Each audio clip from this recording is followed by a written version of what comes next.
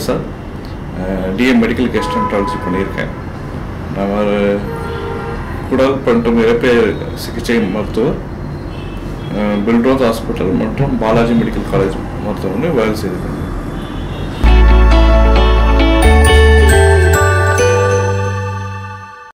முதல்ல லிவர் என்றால் அதுக்குடைய பயன்களை நம்ம அறிவோம். லிவர் டிசீஸ், லிவர் வந்து உடம்புல ஒரு முக்கிய உறுப்பாகும். லிவர் வந்து முக்கியமான உடம்பில் உள்ள முக்கியமான பணிகளை செய்கிறது. புரோட்டீன் சத்து மற்றும்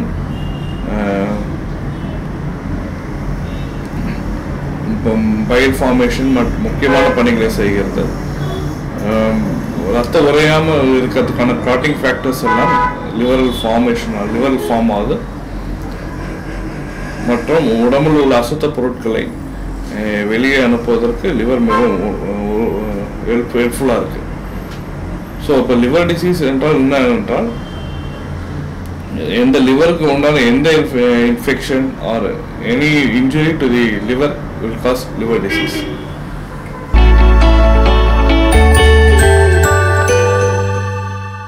லிவர் டிசீஸ் பல காரணங்களால் வருது.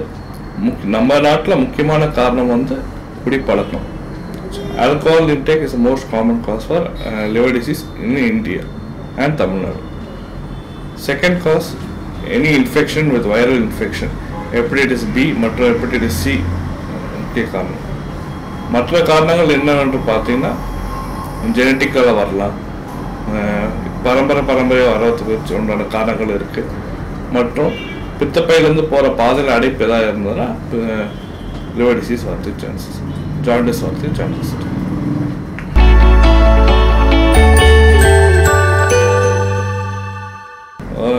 முதல்ல வர அறிகுறி என்னன்னு பார்த்தீங்கன்னா, பேஷண்ட் வந்து டயர்டாக இருப்பாங்க, ஃபெட்டிக், பட் எல்லாமே ரொம்ப கஷ்டப்பட்டு செய்வாங்க, டயர்டஸாக இருப்பாங்க. கொஞ்சம் நார்மலாக செய்கிற வேலையை கூட கொஞ்சம் அவங்களுக்கு கஷ்டமாக தெரியும். வாமிட்டிங் சென்சேஷன் இருக்கும், வாமிட்டிங் இருக்கும், ரைட் சைடு அப்டாமல் பெயின் இருக்கிறதுக்கு சான்சஸ் இருக்குது.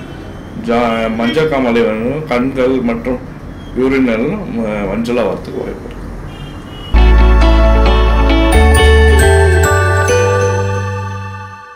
முதல் சரி செய்வது எப்படி என்று பார்த்தீங்கன்னா வந்து ஃபஸ்ட்டு அவங்களோட ஆல்கஹால் ஸ்டாப் பண்ணணும் ஃபஸ்ட்டு. அதுக்கப்புறம் அவங்களுக்கு இப்போ ஏதாவது infection like hepatitis B or C ஏதாவது இருக்குது அப்படின்னா அதுக்கு உண்டான மெடிசன்ஸ் நமக்கு ஸ்டார்ட் பண்ணலாம். மற்றும் பித்தப்பையிலேருந்து போகிற பாதையில் ஏதாவது அடைப்பு இருக்குது அப்படின்னா நம்ம ERCPன்னு ஒரு ப்ரொசீஜர் மூலமாக நம்ம அந்த பித்தப்பையில் போகிற பாதையில் இருக்க கல் எடுக்க முடியும், ஆப்ரேஷனே இல்லாமல் செய்ய முடியும். ப்ளஸ் ஏதாவது கட்டி ஏதாவது இருந்ததுன்னா நம்ம ஸ்டென்ட் மாதிரி வச்சுட்டா பைல் ஃப்ளோ ஈஸியாக இருக்கும்.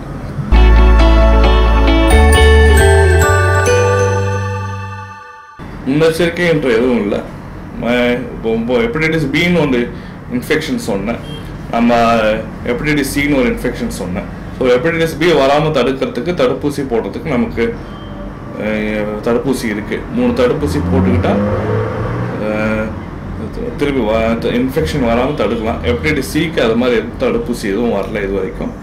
மற்றபடி லிவர் டிசீஸ் வராமல் இருக்கணும்னு நல்ல சத்துணவான உணவை எடுத்துக்கொண்டால் போதும்.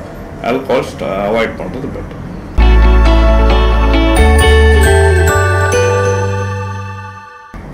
லிவர் டிசீஸ் வர பேஷண்ட்டுக்கு வந்து முக்கியமாக non veg, high cholesterol, high fat இருக்கிற மீட் லைக் மட்டன், சிக்கன் கொஞ்சம் அவாய்ட் பண்ணணும்.